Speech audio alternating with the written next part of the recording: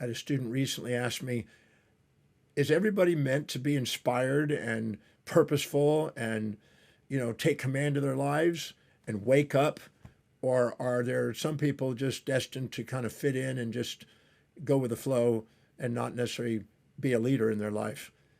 And, I think that's a relative term. I think that each of us, in our most authentic nature, wants to expand.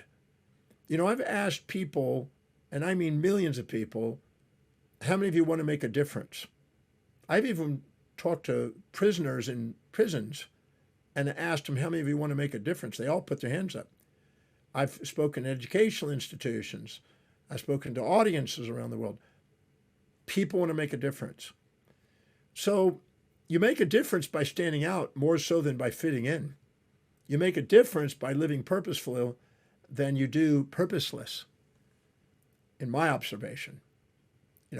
So I think that deep inside, that's the natural tendency to want to live authentically and to have some meaning in life that we do. Now, we make our own meaning out of things, but at the same time, we want a meaningful life. So I think that that's innate calling that everybody has, but some people don't find the strategies to fulfill it and then kind of allow themselves the illusion that, oh, that's not important to me. I just want to just exist. If I asked anybody on the street, how many of you here on the street would like to make a difference, want to make some sort of contribution to the world? Every hand would go up. But how many of you feel like you're fulfilling that? The hands might go down.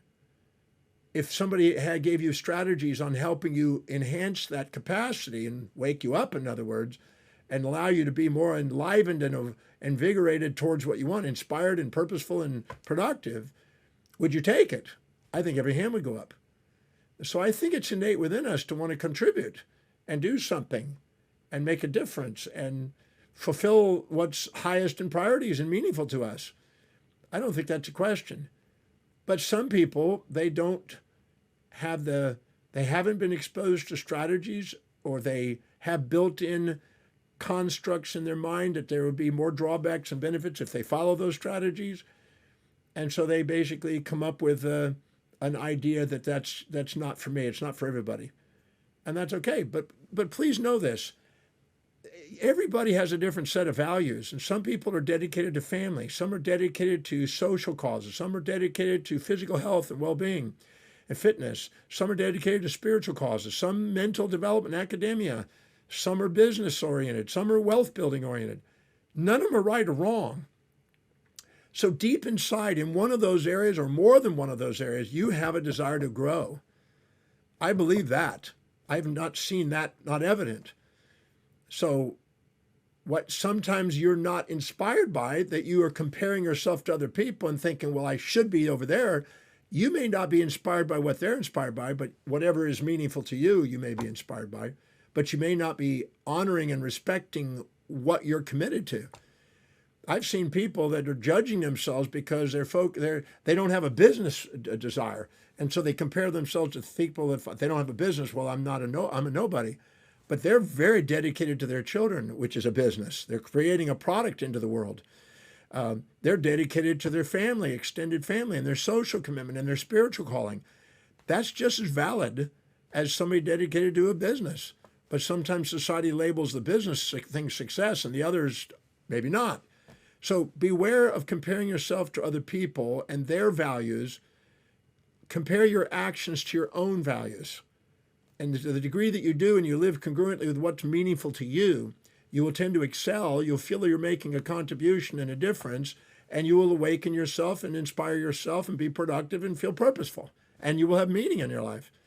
But if you try to compare yourself to other people, put them on a pedestal, minimize yourself, try to inject their values in your life, try to be somebody you're not, and be second at being somebody else, you'll end up self-defeating with a kind of a futility. And then you'll start saying, well, maybe I don't have a desire to make a difference. You do, but maybe not in the area that somebody you admire. So don't put people on pedestals or put them in pits. Put it in your heart and live according to what's truly meaningful to you. What does your life really demonstrate? That's why I have people go on my website, drdemartini.com, and do the value determination process to look at what's important to them. It's unique to them. their fingerprint-specific objectives and stick to those. If you fill your day with high-priority actions that inspire you, your day fulfills. And if you don't, it ends up being entropic. It tends to break down. So give yourself permission to be you. Don't be second at being somebody else. And I believe that you will have a yearning to want to make a greater contribution. And whatever that is, in the area that's important to you. Like I said, you may be dedicated to raising a beautiful family or doing some social cause. You may not even relate to business or wealth or some other area.